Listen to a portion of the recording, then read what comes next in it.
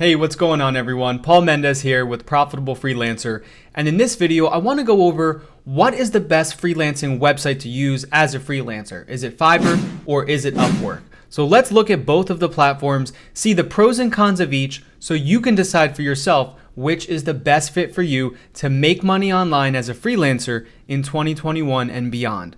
So if we start on Fiverr and we pull up the homepage right here, it's important to kind of think about who Fiverr is targeting.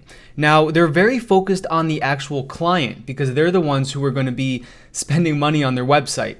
And that's really what their website is. When you really break it down, Fiverr is more of an e-commerce platform as opposed to a job marketplace, as we'll see in Upwork.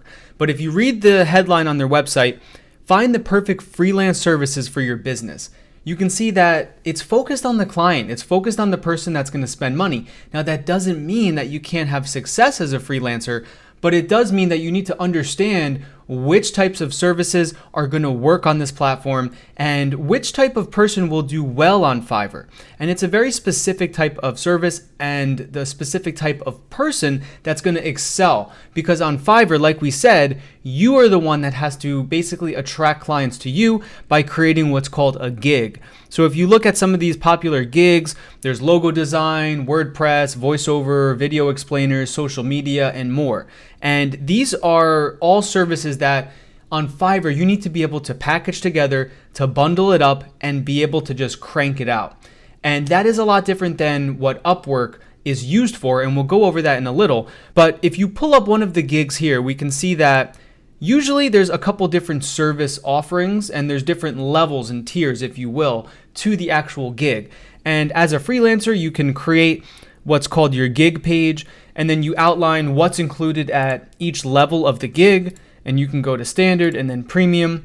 And the cool part about Fiverr is that it's all kind of done for you on the platform. So what I mean by that is once you create your gig, then it's up to the client to go and purchase it. And from there, all you have to do is just deliver the work. So there's not that much back and forth. It's all kind of out there for you on your gig page. And that's where you also have the ability to add in different videos and photos of past work. And that's really what you want to do here, is showcase the type of service that you're offering and people that you've also had success with in the past.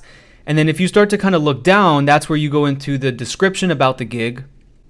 And from there, you can also see the kind of the seller's page, their biography here, and you can go into their page or you can contact them directly.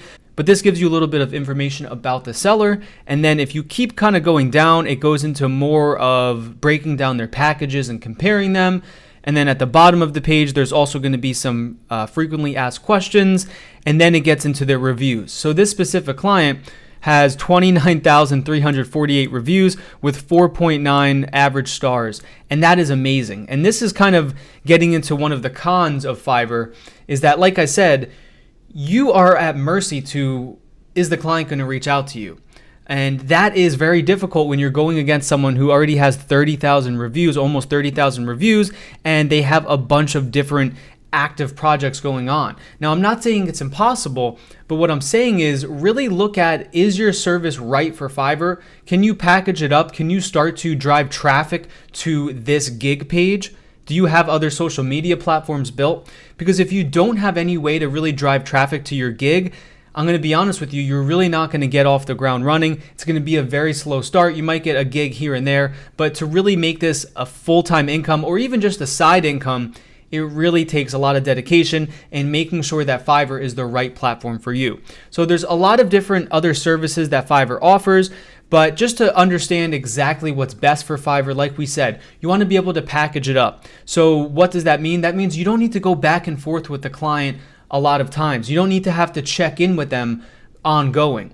And that's also one of the cons of Fiverr, because in any business, the beauty of recurring revenue is that you get paid every month.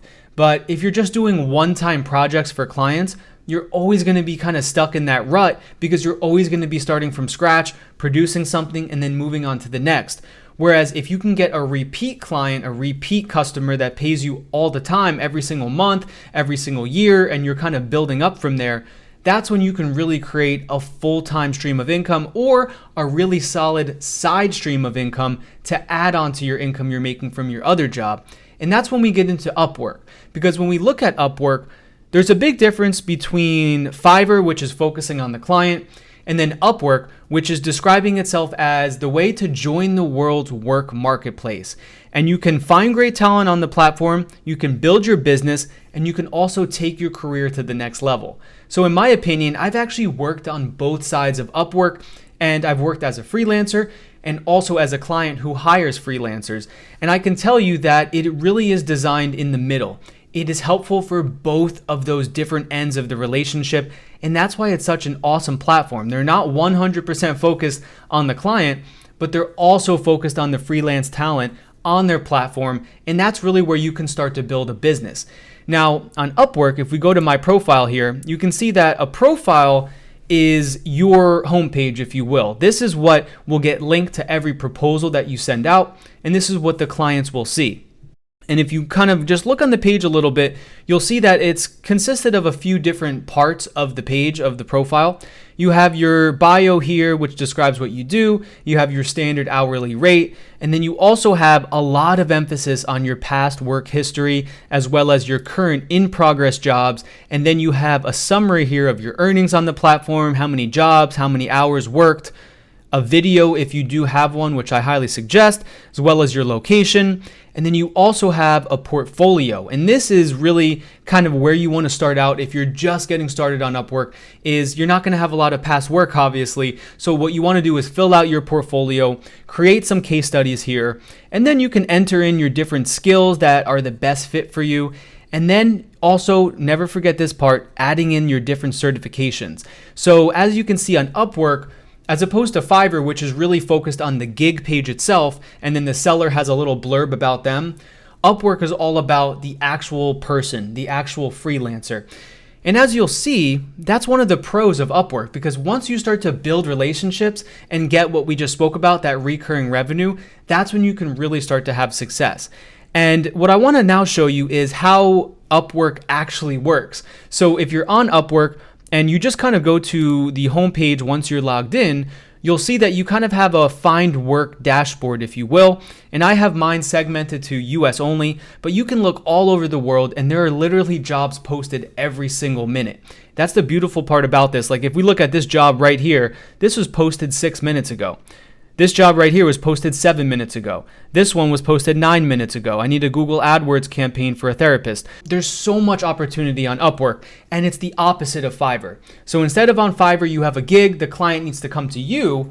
On Upwork, the actual client is the one that creates what's called a project description, and then you are the one that reaches out and submits a proposal. And what happens when you do that is you actually write a cover letter, and it's also linked to your profile. So the beautiful part about Upwork is they don't just look at your profile, but you also have the ability here to set the terms that you want to get paid. And then you also have the chance to really fully explain yourself, why you're a good candidate for the job. And then this is where you can also do everything you can to get the client's attention in the cover letter. And then the client will also usually ask a couple questions here. And in this one, they ask, what is a past project or job that you have had that is most like this one and why? And this is also where you can really go above and beyond and then add in and attach a couple files here, and then you submit that proposal. And after you submit that proposal, then that's when the client can reach out to you in the messages tab. And from there, you can kind of get into an interview situation, and then eventually, hopefully, they hire you and then they will offer you the job on the platform. Now, let's go back to my profile because I want to talk real quick about the fees, because that's another thing that people as freelancers are always obviously concerned about, especially when you're just starting out, because you don't know what the fees are. You're maybe not sure why they charge these fees. But on Fiverr, they actually charge 20% of everything you do. Now, that doesn't matter how much you earn. If you start to rise through the ranks or you charge a client multiple times, it's a flat 20%, which means that you get paid 80% of your actual price that you charge. Now, on Upwork, it's a little different. It does start a little bit higher in the percentages, around 20% as well. But once you earn $500, that drops down to 10%. And then once you earn all the way up to $10,000, that then drops down to 5% of your billings. And you might be asking yourself, well, who actually gets over $10,000 for a client on Upwork in a single year? Is that even realistic? Well, I have a client right now that I'm working on, currently $16,000 built this year, starting in March.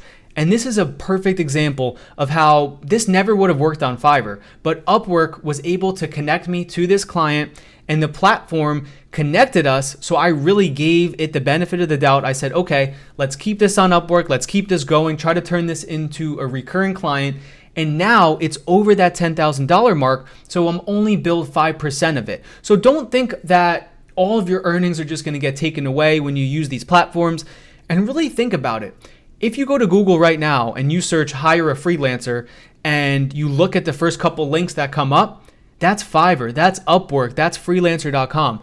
They're all spending thousands and thousands of dollars, if not millions of dollars a year on marketing. You have to remember that's the reason why they're taking a percent of your earnings, because they're doing you a service.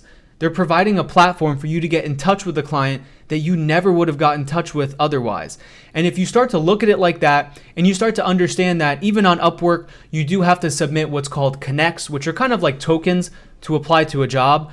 But when you realize that they give you some when you start out, they also give you some if you respond to clients quickly.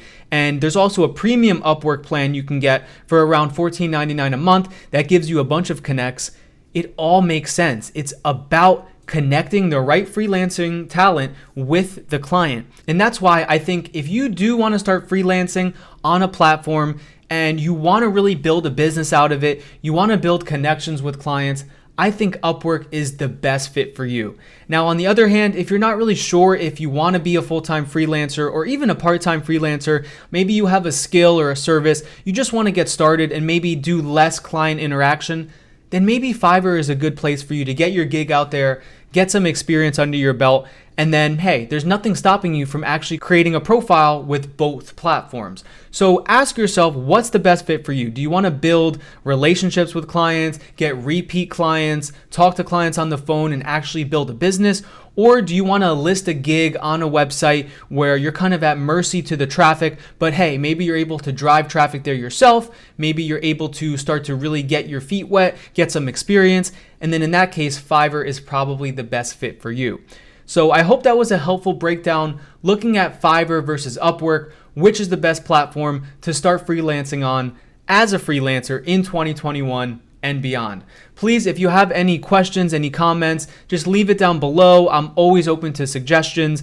I actually go over a lot of different questions in these videos. So if you want to get into more depth about any of these topics, just let me know. Also, please hit the like button, also subscribe, and until the next one, I look forward to your success.